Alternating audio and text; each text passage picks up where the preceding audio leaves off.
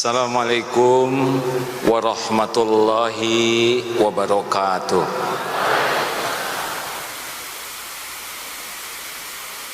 Alhamdulillahi rabbil alamin. Segala puja dan puji hanya milik Allah yang maha melihat, yang maha dekat, yang mengatur pertemuan ini terjadi. Semoga Allah selain menakdirkan kita bertemu, juga Allah ridho kepada kita semua, sehingga pertemuan ini bisa menjadi kebaikan bagi sisa umur kita, kebaikan bagi alam barzah yang pasti kita huni, dan yang penting jadi kebaikan untuk pulang ke sorga kelak. Amin ya rabbal alamin. Ada 3 minimal hikmah Isra Mi'raj. Isra Mi'raj itu perjalanan Rasulullah dari Masjidil Haram ke Masjidil Aqsa, ke Sidratul Muntaha, dan kembali. Hikmah yang pertama, Isra Mi'raj ini ujian keimanan. Karena jarak antara Mekah dan Masjidil Aqsa itu kalau garis lurus 1.200 km. Kalau belok-belok itu 1.500 kilo. Kalau naik unta, perjalanannya kalau tidak berhenti itu bisa memakan waktu hampir setengah bulan. Kalau berhenti, berangkat 1 bulan, pulang 1 bulan.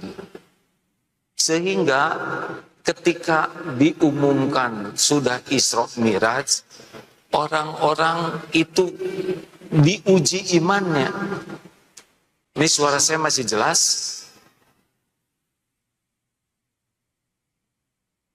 Masa harus diulangi lagi? Kepada Pak Operator, boleh dikecilkan saja sedikit ya. Saya akan mencoba.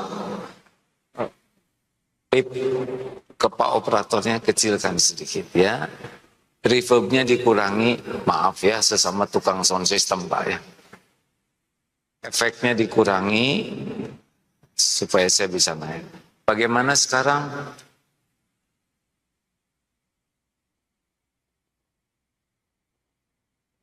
Yang kurang pendengaran, sing sabar.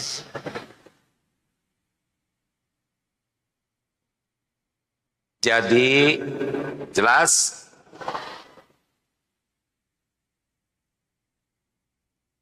Orang yang tidak punya iman, Abu Jahal langsung menertawakan. Hah?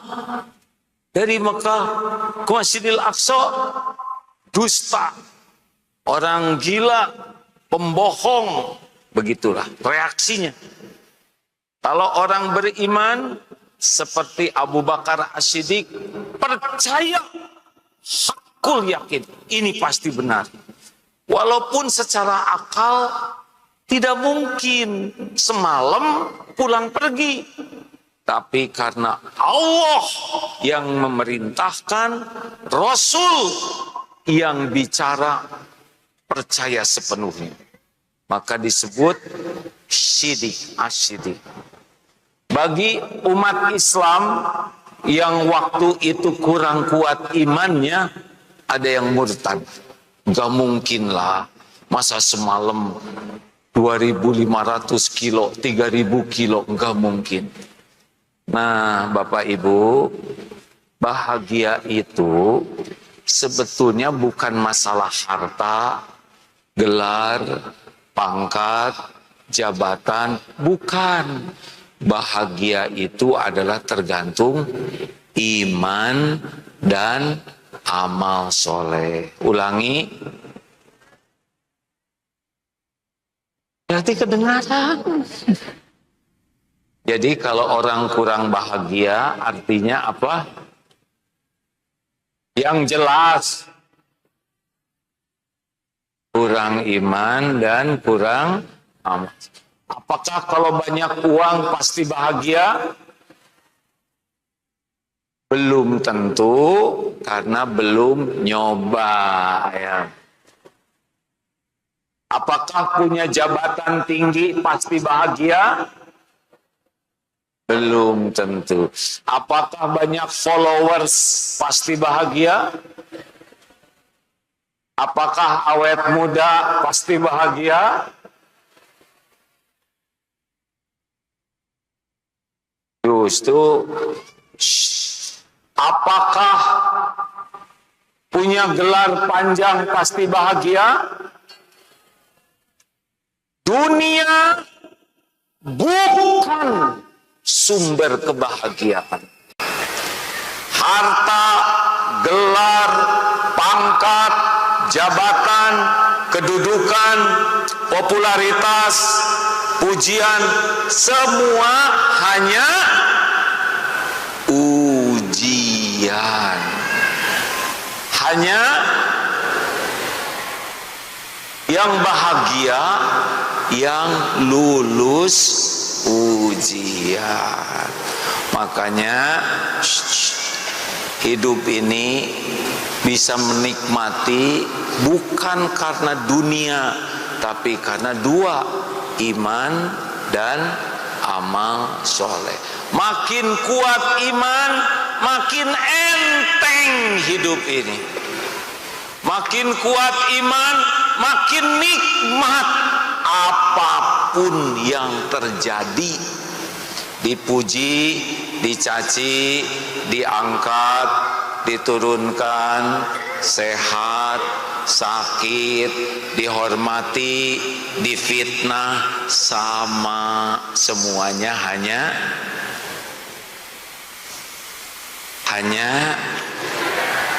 jangan bikin jengkel ya. Kalau jawabannya diem aja ujian buat saya. Jadi kalau ibu kurang bahagia apa artinya? Masa harus diulangi? Kalau kurang bahagia apa artinya? Dan kurang amal soleh. Mungkinkah orang yang uangnya sedikit bahagia? Mungkin kalau iman kuat. Lihat di Palestina, rumah hancur, suami terbunuh, anak terkubur. Kalau iman kuat tidak menderita. Berapa banyak rumah megah, harta melimpah, penampilan indah, tapi hati selalu resah dan gelisah. Sebabnya apa? Kurang. Jadi Isra Miraj itu mengingatkan kepada kita, dunia cuman mampir.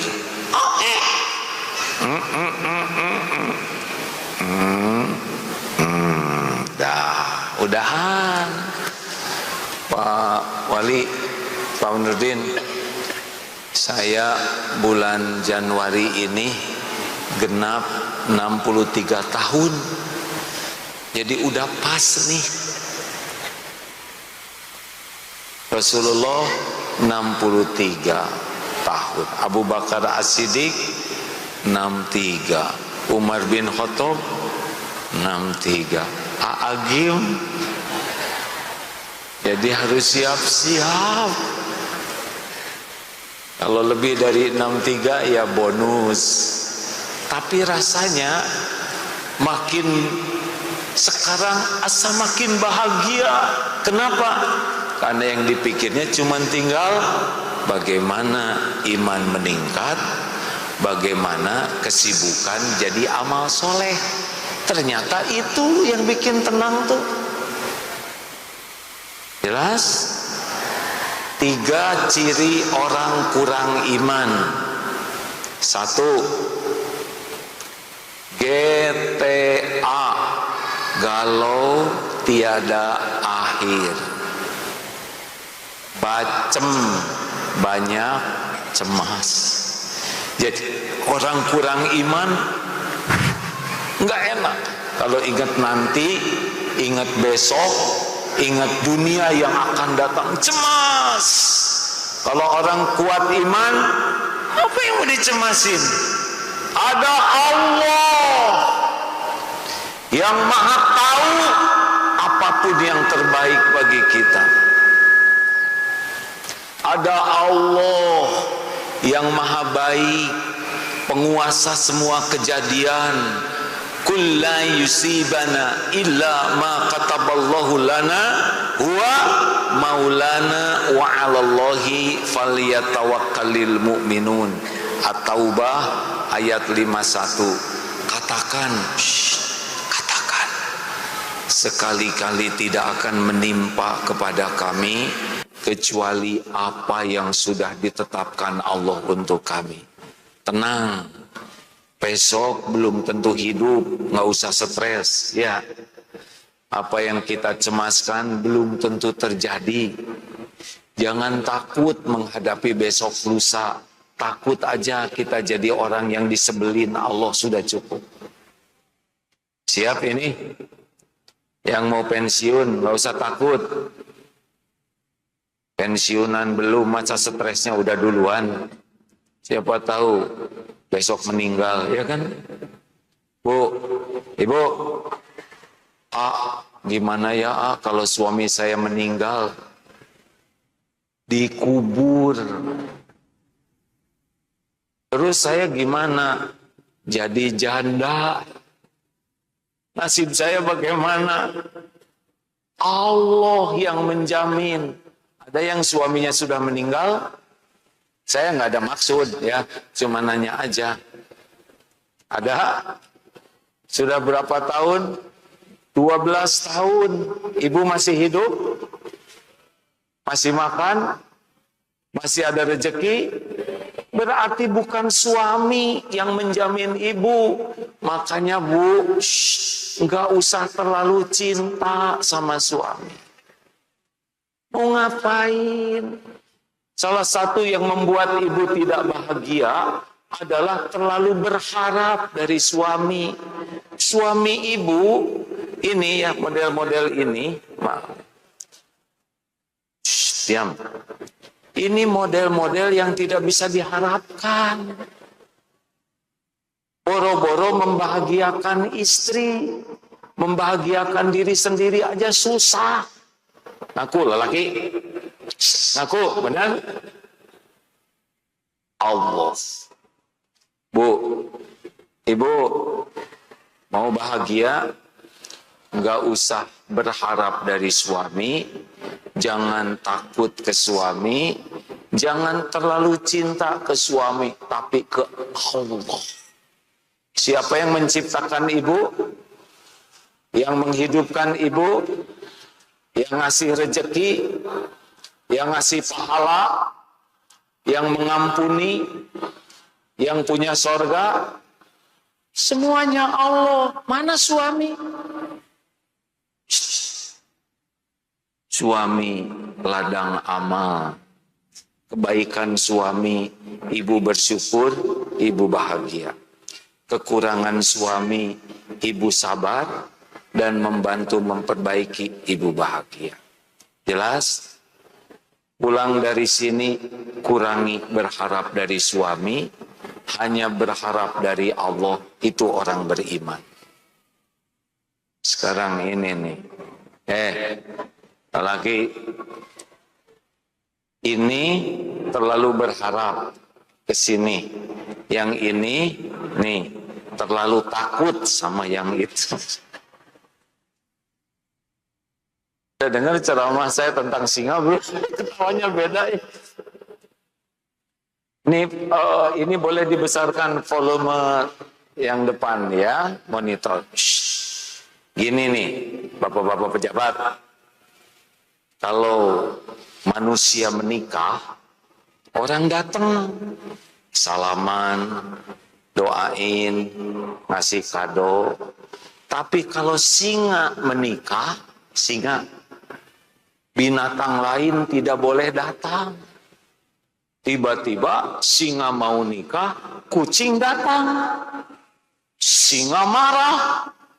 Pas mau dipukul, kucing bilang begini, singa, saya harus ngomong sesuatu penting.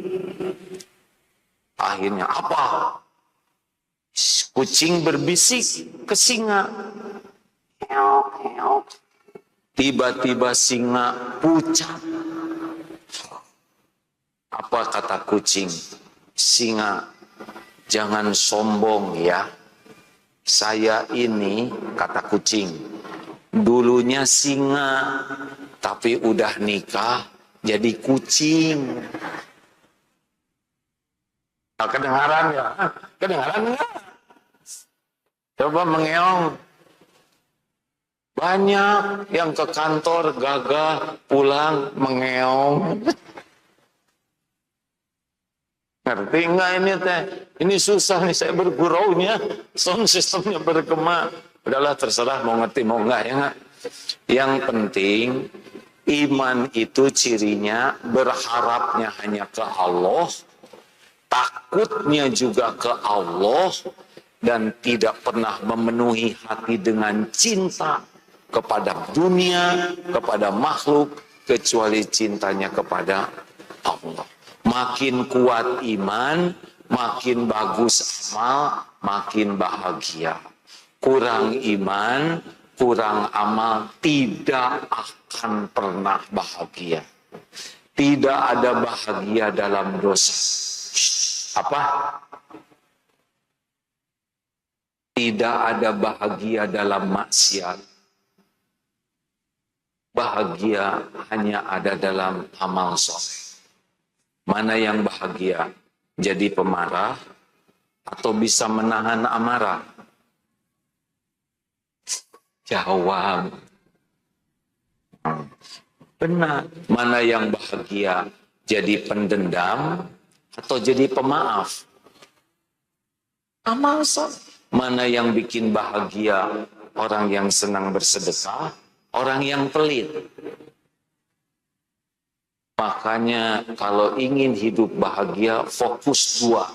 Tingkatkan iman dengan cara belajar, dengan cara mengamalkan ilmu, dengan cara amal-amal yang Allah sukai, dan tingkatkan amal soleh. Satu. Dua.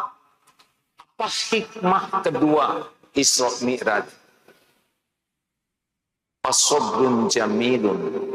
Jadi hikmah kedua Isra Mi'raj, percayalah setiap kepahitan akan berubah menjadi keindahan. Waktu Rasulullah hijrah,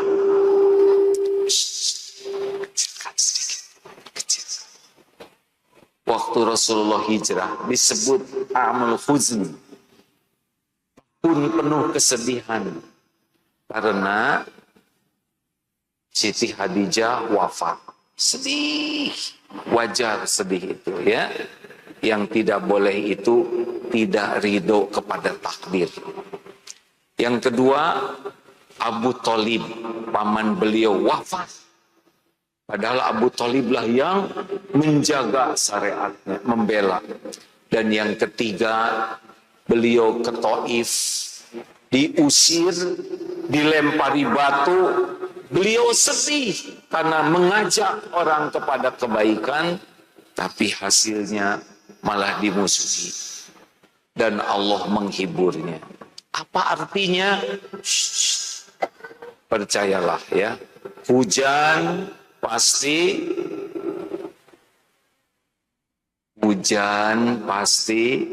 berhenti, badai pasti berlalu, malam pasti berganti jadi siang.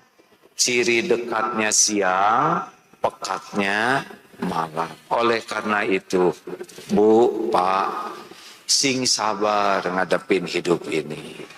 Sabar itu apa? Sabar itu mengendalikan diri. Sabar itu menahan diri. Sabar itu benar-benar mengontrol dirinya sehingga setiap perkataan, perbuatan, pikiran, hati disukai Allah. Itulah sabar. Orang sabar pasti sukses. Innallaha ma'as-sabirin. Sabar yang pertama, sabar menjauhi maksiat. Berat sekarang HP ini. Ke masjid sih ke masjid, sholat sih sholat. 5,5 jam orang Indonesia buka medsos. Dan medsos yang dibaca jarang yang menguatkan iman. Benar? Pas dilihat, Allahu la ilaha illa huwal hayyul qayyum. Skip, gitu aja. Ya kan? Rasulullah SAW bersabda, beda dengan lihat maksiat, beda dengan lihat belanjaan. Dua, sabar ketika taat. Ini sebentar lagi Ramadan. Mau sholat taraweh di masjid yang mana?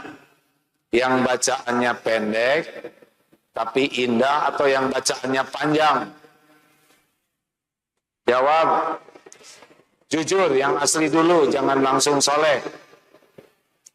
Oh, belum juga taraweh, sudah tidak sabar. Kotak infak lewat. Ngeluarin uang 2 lembar. Yang mana yang dimasukkan ke kotak infak? 7. Ternyata 3 lembar. 125.000. Jadinya yang mana? 5.000. Ya Allah, ternyata 4 lembar. 127.000. 2.000. Begitulah Pak, rakyat Batam mungkin makin kecil aja. Ternyata 2.000-annya 2 lembar. Yang satu masih bagus, yang satu udah lepet. Yang mana yang dimasukin? Ya sudah jelas ini nasibnya. Sabar. Kalau ini mana nih? 100 atau 20? Masukin yang 100. Pasti nyesel. Kenapa tidak dari dulu jadi orang yang senang sedekah? Kenapa? Mana qasad sodaqotun min mal, tidak akan pernah berkurang. Tidak akan berkurang harta dengan sedekah. Saya pernah lihat video Pak, lagi begini nih. Kotak infak lewat. Pemuda mengeluarkan uang 2 lembar. 100.000 dan 1.000. Dia mikir, yang mana? Akhirnya dia putuskan yang 100.000 yang dilipat dan dimasukkan ke saku. Yang 1.000 masuk ke kotak infak.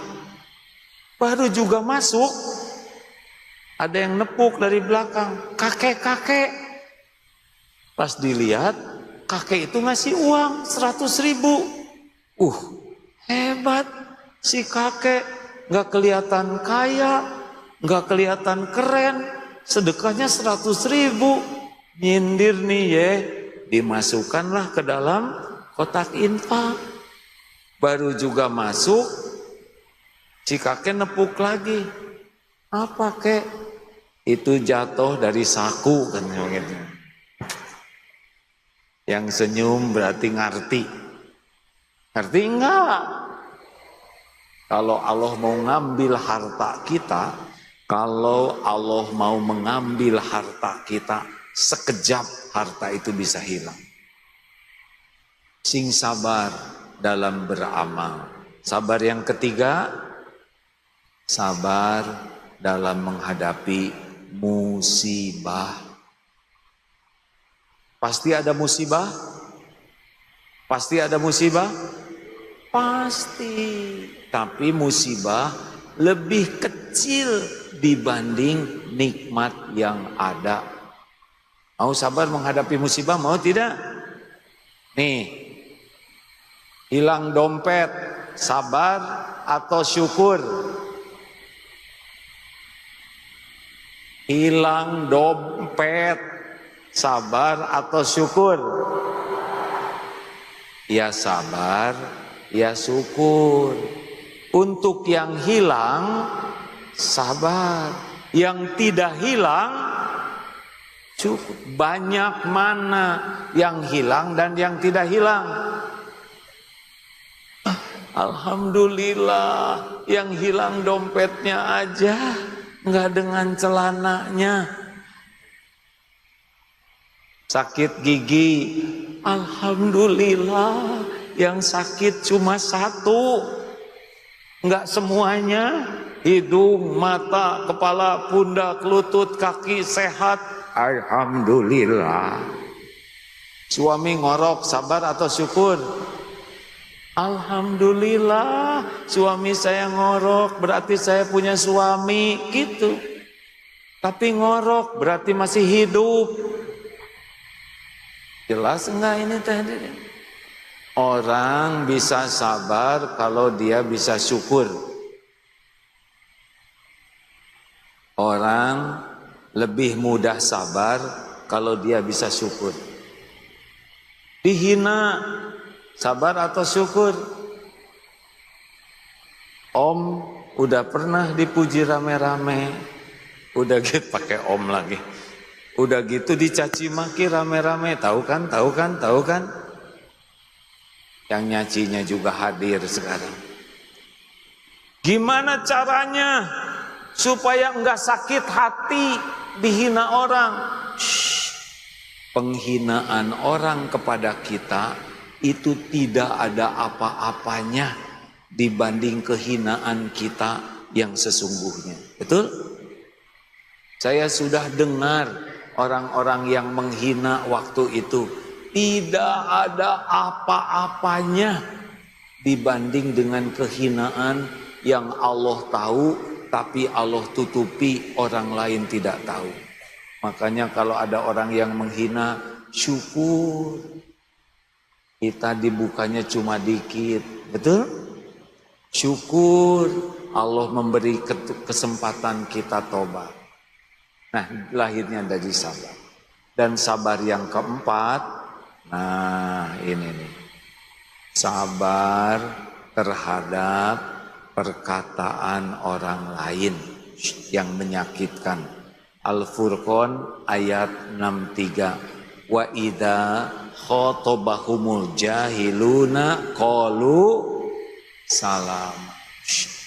Kita lihat Pak di medsos, dikit-dikit marah, ya kan? Dikit-dikit marah, diklakson dikit ngambek. Ini ciri orang-orang lemah tuh pemarah. Orang yang perkasa, alladzi yamliku nafsahu 'indal ghadab. Ayo, orang takwa itu di antara cirinya adalah wal kadiminal ghaidha, menahan amarah, wal 'afina 'anin nas, memaafkan. Maafkan sebelum orang minta maaf, maafkan. Itu ciri orang takwa. Wallahu yuhibbul muhsinin, berbuat baik. Jadi gini, kalau ada yang menjengkelkan, SOP-nya 3. Ali Imran 134 dalilnya ya. Ciri orang yang takwa. Alladzina yunfikuna fis sarra'i wad dharra, senang berinfak dalam lapang dan sempit. Jadi kalau ibu rajin sholat, rajin tahajud, rajin ngaji, tapi pelit, ini belum wilayah orang takwa. Orang takwa tuh tidak pelit. Dikit-dikit sedekah, dikit-dikit sedekah, dikit-dikit sedekah. Ada yang lagi susah, sedekah.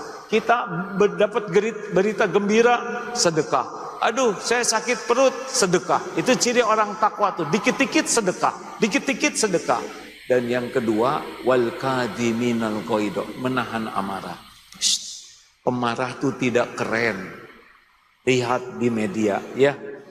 yang dikit-dikit marah, jadinya bermasalah hidupnya.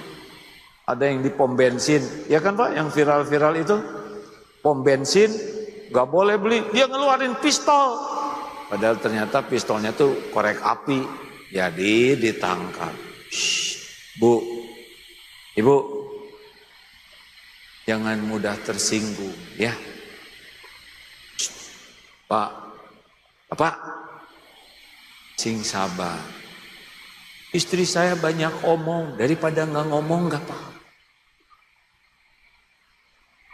Dengar aja, dunia baik-baik Pak. Mau dengar cerita tidak Pak tentang ada kakek-kakek usia 70 tahun awet muda? Mau dengar tidak? Pak Nurdin mau? Nah ini penting nih ilmunya nih ya. Kedengaran jelas kan ini suara? Masih kedengaran? Kakek-kakek 70 tahun, awet muda, sehat, seger, fit. Kek, apa rahasianya? Kata kakek begini, rahasianya saya tidak suka berdebat. Saya tidak mau berbantah-bantahan, apalagi bertengkar. Terus kata pemuda yang nanya, oh jadi menurut kakek kalau kita tidak suka berdebat, kusir, kita tidak bertengkar, bisa lebih sehat, bisa jadi awet muda. Ya mudah-mudahan begitu. Apa kata pemuda? Menurut saya sih nggak mungkin. Masa hanya dengan tidak berdebat jadi sehat? Gak mungkin lah kek. Tahu jawaban kakek ini? Saya setuju dengan pendapat saudara. Beres. Ngerti enggak? Apa coba? Kenapa ketawa? Udah dibilangin gak mau berdebat. Betul tidak? Dia ngomong ya sok aja. Kalau bukan sesuatu yang sangat penting mau ngapain didebatin? Betul tidak? Relax, hidup ini relax. Rasulullah itu bukan pemarah. Ada kakek-kakek 80 tahun naik nih. Sehat, seger, fit. Kek, apa rahasianya kakek sehat terus? Kata kakek gini, rahasianya satu, saya tidak mau marah-marah kecuali untuk urusan penting. Yang kedua, apa kayak rahasianya? Yang kedua, ternyata urusan duniawi ini tidak ada yang penting. Beres. Spion copot tuh, ada yang nyolong, biarin, beli lagi, beres. Listrik sekarang bayarannya mahal, cabut. Hah? Dicabut gelap dong, bayar, beres. Enak. Itu cucu bayaran sekolah naik, keluarin. Keluarin jadi blon, bayar. Kenapa semua dibikin ribet? Betul tidak? Dunia mah cuman gini-gini aja. Saya udah dakwah lama, udah banyak ketemu orang, ya gini-gini aja.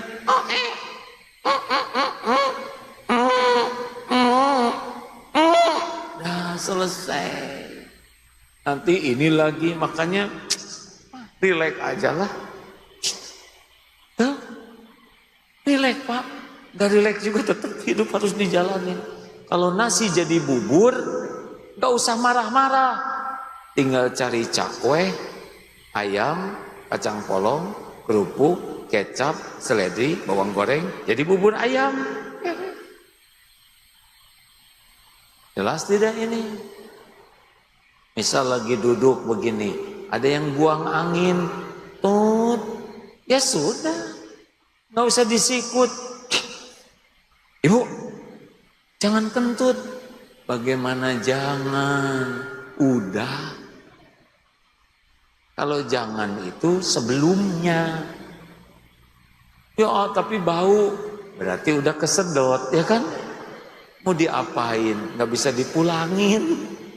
Udah harusnya tut. Alhamdulillah telinga saya masih bagus. Bisa mendengar suara selembut ini. Tiba-tiba, alhamdulillah berarti saya nggak kena COVID. Gimana dong ini si ibu berbaik sangka? Pasti ibu ini malu. Beliau tidak ada niat kentut di masjid, betul tidak? Tenang aja, tinggal dideketin bu. Tenang, nggak kedengaran kok, gitu. Jadi si ibunya tenang. Ngerti nggak dek? Awang segini deketnya nggak ngerti, awas loh. Ini namanya ceramah perjuangan. Lanjut. Sabar, sabar. Mau tahu rahasianya sabar terhadap omongan orang lain? Nih bapak-bapak, ini ilmu penting nih. Karena saya udah dihina rame-rame 7 tahun. Shh, mau tahu nggak rahasianya sabar? Dengar nih ya. Mungkin nanti saudara juga ada yang menghina. Karena dalilnya juga bakal ada yang menyakiti kita. Al-Furqan ayat 63. Ini caranya supaya nggak sakit hati. Siapa yang menciptakan kita? Jawab. Siapa? Yang menghidupkan kita siapa? Yang selama ini memberi rizki sampai akhir hayat kita siapa? Yang menutupi dosa dan aib kita? Yang bisa menghapuskan dosa kita? Yang mengangkat derajat siapa? Yang ngasih pahala siapa? Yang bisa ngasih husnul khotimah siapa? Yang punya sorga siapa? Kalau semuanya milik Allah, kalau semuanya dari Allah, mau ngapain? Capek-capek memikirkan orang yang sebel ke kita. Mau apa? Siapa dia? Cuman manusia nunggu mati, betul? No way, man. Amen. Mau ngapain kita sakit hati? Sakit hati bukan karena dihina orang. Sakit hati itu kurang iman. Sakit hati itu tidak jujur melihat dirinya sendiri dosanya. Sakit hati itu karena cinta dunia, cinta penghormatan, cinta penghargaan. Itu yang bikin kita sakit hati. Gak ada apa-apanya dunia ini. Gak ada apa-apanya. Cuman mampir sebentar. Nunggu mati. Di akhirat dihisab. Kita mungkin iri, wah itu mobilnya bagus. Justru mobil itu yang nanti bisa disesali di akhirat. Kita mungkin iri, wah rumahnya itu seperti istana. Di akhirat dihisab. Mungkin rumah itu yang membuat dia menderita dan menyesalinya. Udah gak usah rewel. Dunia mah gak usah diribetin. Bekerja yang terbaik, doa yang terbaik, udah apa aja yang Allah kasih, syukuri nikmat hidup ini. Jelas? Gak usah bertengkar masalah dunia, mak-mak. Jangan centil. Centil tuh capek. Ibu ingin kelihatan langsing tuh capek loh bu. Jadi tahan napas terus. Kekurangan oksigen.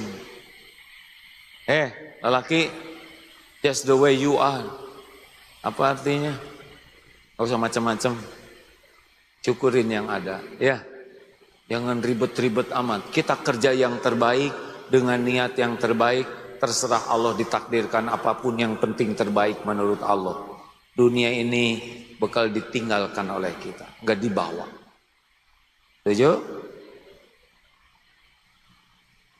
Habis belum? Ini waktu saya bobo nih, jam 9:04. Orang Batam bobonya jam berapa? Jam 1. Itu mah pejabat, banyak urusan. Kita mah rakyat jam 9 juga tidur. Udah ngantuk nih ya. Hikmah yang ketiga, nah, satu kan tadi ujian hidup. Kunci bahagia apa? Iman dan amal soleh. Yang kedua, hidup ini pasti diuji, jalani dengan sabar, kendalikan diri waktu menghadapi maksiat, sedang taat, menghadapi musibah, dan dengerin omongan orang. Biasa aja. Kalau tulisan gak enak, gak usah dibaca. Kalau ada yang nelpon atasan marah-marah, kamu ini gimana? Jauhin teleponnya. Nah, sesudah 10 menit, maaf ya Pak, putus-putus, tolong diulang. Besar kemungkinan di PHK. Terakhir, apa hikmah terbesar dari Isra Mi'raj adalah sholat.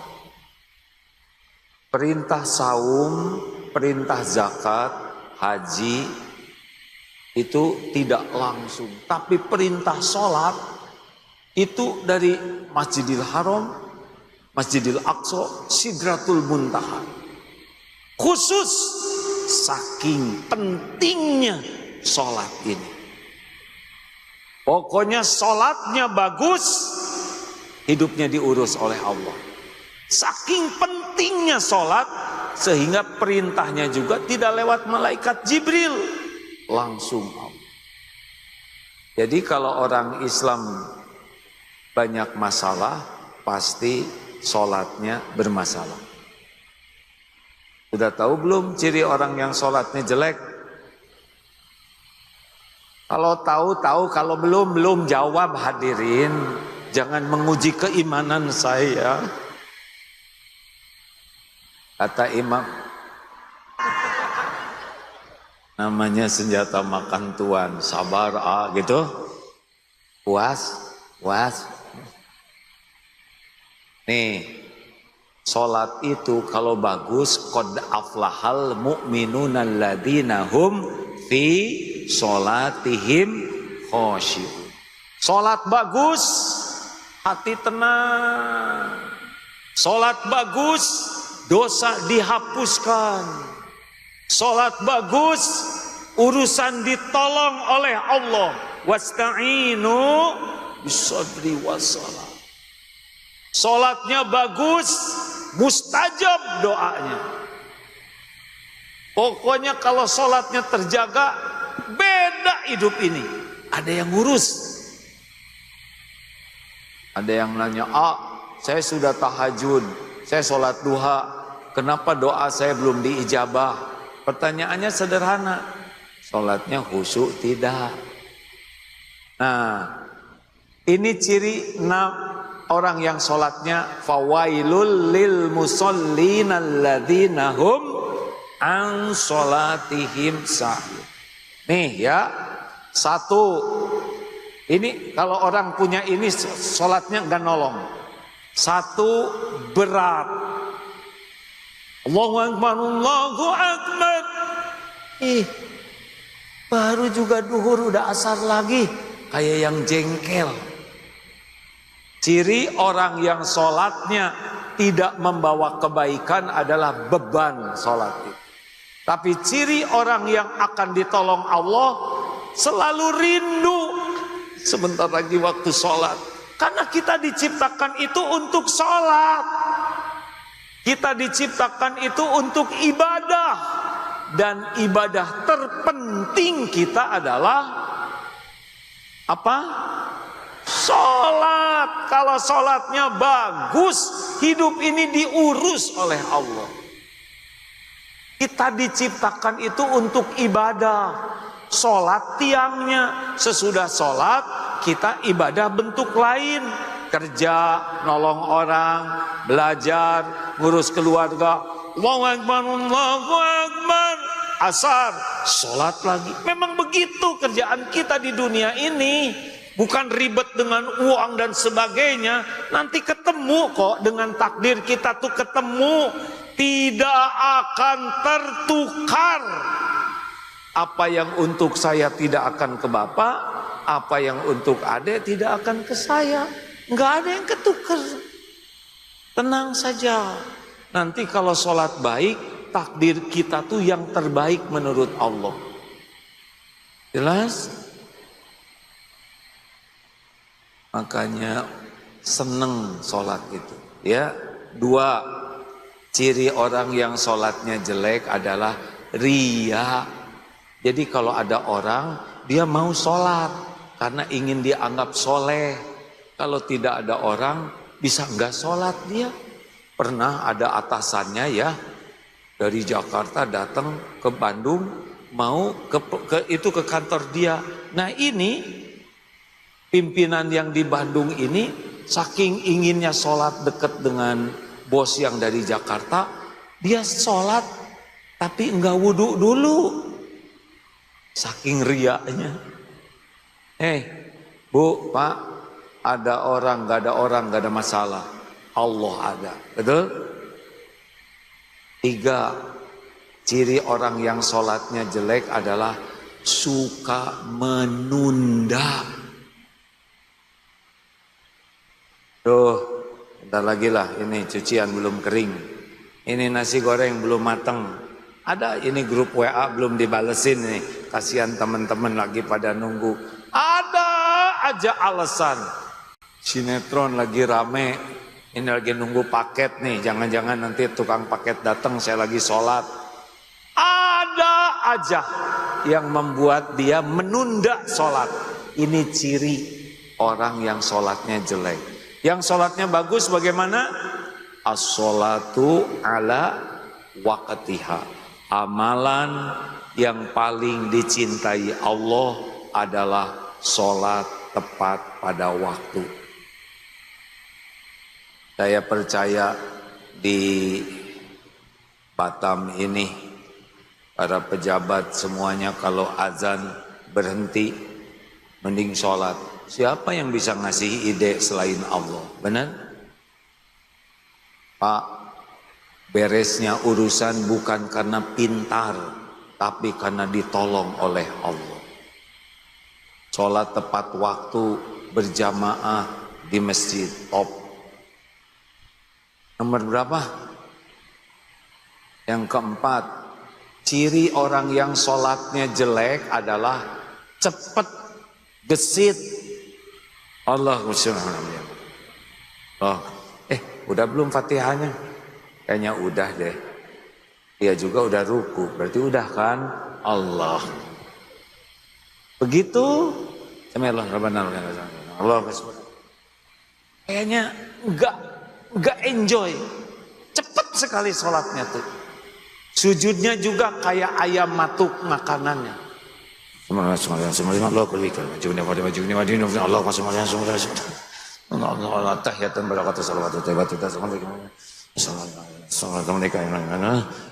Astagfirullahaladzim, astagfirullahaladzim. Assalamualaikum, assalamualaikum, assalamualaikum, assalamualaikum, assalamualaikum.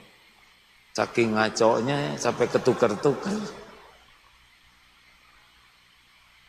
Jangan malu ya. Harusnya bagaimana sholat yang bagus? Tumanina, enak. Allahu Akbar. Bismillahirrahmanirrahim. Alhamdulillahi Rabbil Alamin. Ar-Rahmanir-Rahim. Maliki yaumiddin. Iyyaka na'budu wa iyyaka nasta'in. Aduh enak Pak, apalagi ngerti artinya. Bisa nangis itu. Hanya kepadamu ya Allah kami bersujud, beribadah. Hanya kepadamu kami memohon pertolongan. Tunjukkan ya Allah jalan yang lurus. Jalan orang-orang yang engkau beri nikmat kepadanya. Bukan jalan orang yang engkau murkai, orang yang sesat dan yang engkau murkai. Ghairil maghdubi, bukan yang engkau murkai dan yang sesat. Amin. Kabulkan ya Allah. Fabi ayyi ala'i rabbikuma tukadziban. Khalaqal insana min salsalin kal fakhar wa khalaqal janna min marijin min nar.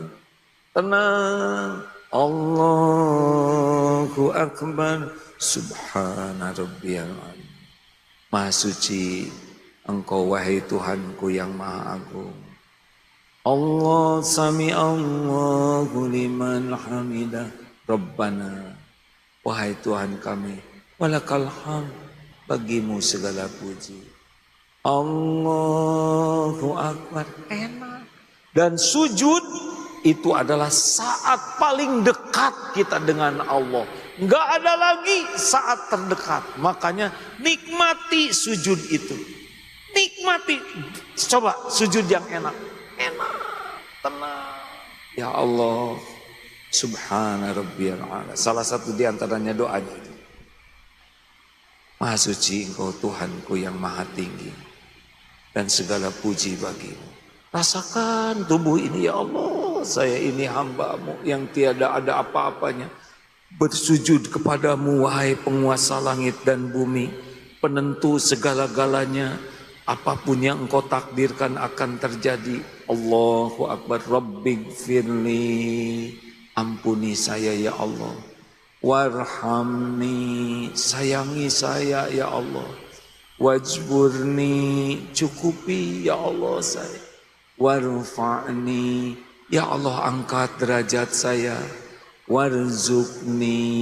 Berikan saya rezeki yang halal barokah. Wahdini. Tunjuki saya ya Allah. Tuntun saya ya Allah.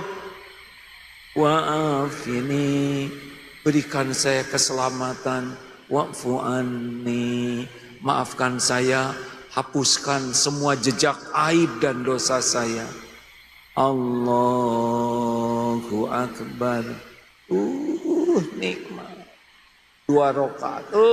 Gak ada yang bisa menandingi enaknya sholat. Makanya dunia mah gak ada apa-apanya. Dikit-dikit sholat. Bu, cemburu. Bu ke film ya. Lihatnya ke sini, yang situ. Tapi saya bingung lihat apa. Dahan Udah belum? Terakhir ini. Sing enak sholat itu ya. Belajar pahami bacaan sholat. Tumanina. Jangan tergesa-gesa. Terutama sujud. Tumpahkan doa waktu sujud. Itu saat mustajab. Siap ini? Bu, Ibu. Lukas cemburu sama suami enggak? Cemburu enggak sama suami? Gak usah sibuk buka HP suami. Ibu gak tahu passwordnya. Kalau buka HP suami, jadi tenang atau tambah galau? Jawab. Urusan jadi beres atau nambah? Makanya jangan. Sholat aja. Ya Allah, titip suami saya. Kau takdirkan suami yang ini. Dia puber kelima. Tolong jinakan hatinya ya Allah. Kalau nggak bisa jinak, saya minta diganti aja hatinya. Supaya jadi hati yang penuh iman. Mending laporin ke Allah, Bu. Ibu nggak bisa ngebulak balik hati suami. Tapi sholat yang khusyuk, dibalikin. Lelaki, kalau istri minta apa-apa jangan mengatakan tidak. Kalau itu hanya kebaikan. Pah, beliin dong kerudung. Oh iya Bu, silahkan ibu pilih. Gitu aja, walaupun gak punya uang. Pak, jangan cuma kerudungnya sama sepatunya ya, supaya matching. Insya Allah sok ibu pilih. Udah gitu sholat. Ya Allah, tolong, saya ingin ngebahagiakan istri, tapi uangnya gak ada. Tolong kasih saya rezeki, atau gimana lah diakalin supaya gak banyak keinginan. Udah sholat, Bu, udah dapat belum? Ada yang cocok, Pak? Alhamdulillah. Itu juga Allah yang ngebalikin hati. Ingat ya Pak ya, dikit-dikit sholat. Sedih, sholat. Emosi, sholat. Ada yang menghina, sholat. Laporkan ke Allah, semua urusan di tangan Allah. Makin banyak sujud, makin ditolong oleh Allah. Terakhir, ciri orang yang sholatnya kurang baik. Berapa ya? 5. Yang kelima, sedikit zikirnya. Jadi justru sholat itu saat ngarang. Allahu Akbar. Makan apa ya nanti? Masak apa lagi nih? Allahu Akbar. Kenapa kiriman belum datang? Tukang paket kemana aja? Demi Allah, itu barang mahal bisa dicicil 12 kali. Allahu Akbar. Tapi ini uangnya, uang muka dari mana ya? Demi Allah. Enggak, yang itu aja dijual. Selebihnya, oh iya benar, kita Allahu Akbar. Assalamualaikum, Assalamualaikum. Ngaco. Jadi kita itu justru sholat itu sering dipakai nyari barang. Perencanaan. Apalagi imam makin panjang bacaannya, makin banyak ngarangnya. Bu, Pak. Halo? Wa aqimis sholat li dzikri, dan dirikanlah sholat untuk mengingatku. Jadi makin banyak ingat Allah, makin beruntung. Fadzkuruni adzkurkum, maka ingatlah kepadaku. Menurut Allah, Allah ingat padamu. Siapa di sini yang paling baik, yang paling disukai Allah? Siapa coba? Yang paling banyak zikirnya. Masalul ladzi, permisalan orang yang zikir dan yang tidak zikir. Masalul hayyi wal mayyit, seperti perumpamaan orang hidup dan orang mati.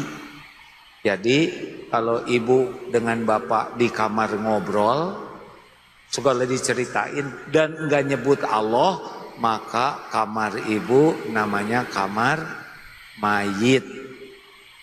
Iya. Kalau naik mobil, setel lagu, ngobrol sana sini, tidak ada yang ingat ke Allah, maka mobil itu namanya mobil jenazah. Kita ini baru bernilai kalau ingat Allah. Sholat kita harusnya banyak ingat Allah. Makanya pelajari lagi ilmu bacaan sholat ya.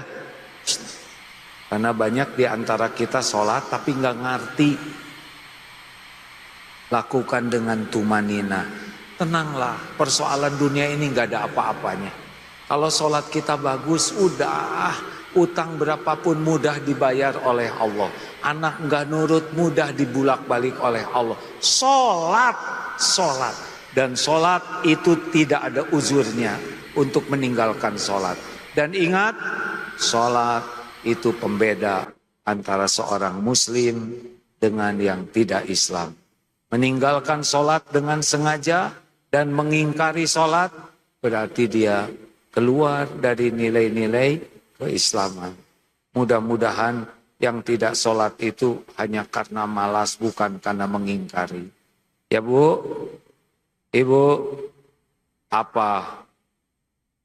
Sholat. Sedih, gemes, gak punya uang, cemburu, jengkel, dah benar gitu.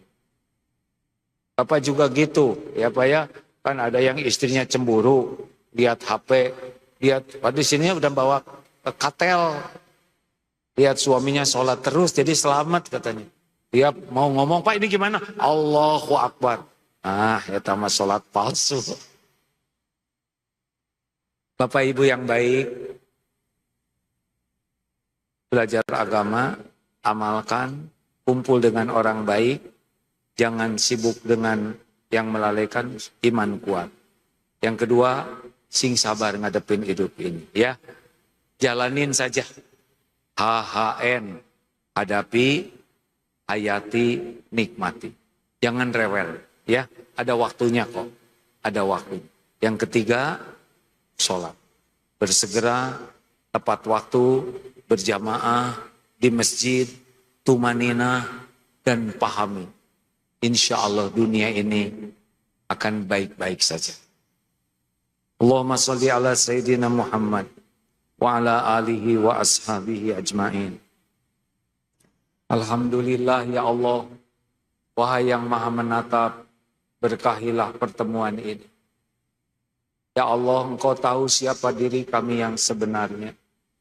Ampuni sebusuk apapun, sebanyak apapun, sekotor apapun diri kami. Ampuni ya Allah, dosa-dosa yang tidak sengaja. Ampuni maksiat yang sengaja. Astagfirullah.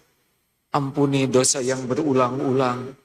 Padahal kami tahu itu dosa. Ampuni semua dosa kami kepada ibu bapak kami ya Allah. Ampuni dosa kami kepada keluarga. Kami belum jadi contoh yang baik. Belum bisa amanah terhadap keluarga yang Engkau titipkan. Ya Allah, Allahumma inna nas'aluka taubatan nasuha, wa taubatan qoblal maut, wa rahmatan indal maut, wa magfiratan ba'dal maut. Allahumma hawin alaina fi sakaratil maut. Allahumma inna nas'aluka husnal khatimah, wa na'udzubika min su'il khatimah. Ya Allah, jadikan sisa umur ini merasakan nikmat dan khusyuknya sholat. Jadikan sisa umur ini jadi ahli ibadah. Cukupi kami hanya dengan rezeki yang halal barokah. Karuniakan kepada kami keluarga sakinah, anak-anak yang soleh, soleha. Jadikan lahir batin kami sehat walafiat. Ya Allah, jadikan lingkungan kami ini lingkungan yang penuh barokah. Bimbing para pemimpin kami agar menjadi para pemimpin yang amanah. Pemimpin yang adil. Pemimpin yang takut kepadamu ya Allah. Dan bimbing rakyat ini bisa menjadi rakyat yang benar-benar terpelihara dari bala wal fitnah. Ya Allah, andai ajal kami tiba suatu saat, cabutlah nyawa kami husnul khotimah. Ya Allah, jadikan alam barzah, kubur kami kubur yang lapang. Jangan biarkan kubur kami tempat siksa. Ringankan hisab kami. Catatkan siapapun yang hadir, yang menyimak. Kau kumpulkan di sorga seluruhnya ya Allah. Jangan biarkan satupun di antara kami jadi ahli neraka. Na'udzubillahi min dzalik. Rabbana atina fid dunya hasanah wa fil akhirati hasanah wa qina adzabannar. Ya Rabb, tolong saudara kami di Palestina dan di bumi manapun yang teraniaya. Engkaulah satu-satunya yang maha kuasa menolong. Taqabbal minna ya arhamar rahimin. Innaka antas samiul alim. Wa tub alaina innaka antat tawwabur rahim. Amin ya rabbal alamin. Alhamdulillah.